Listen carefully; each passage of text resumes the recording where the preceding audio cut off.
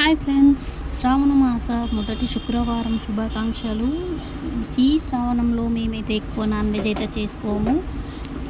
ఎప్పుడో పిల్లలు వచ్చినప్పుడు కంపల్సరీ అనుకుంటే చేసుకుంటాము. అది కూడా శుక్రవారం అయితే కంప్లీట్గా చేసుకోము.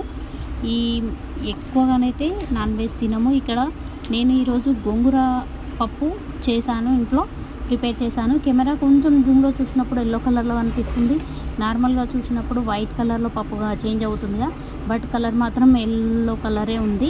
ఇంకా టేస్ట్ అయితే చాలా బాగుంది. గోంగూర పప్పు మీరు ఎప్పుడైనా ట్రై చేశారా?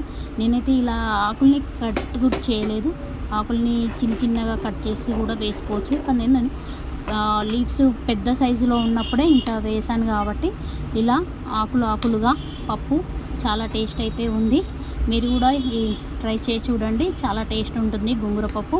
Thank you for watching. Subscribe our channel. Thank you.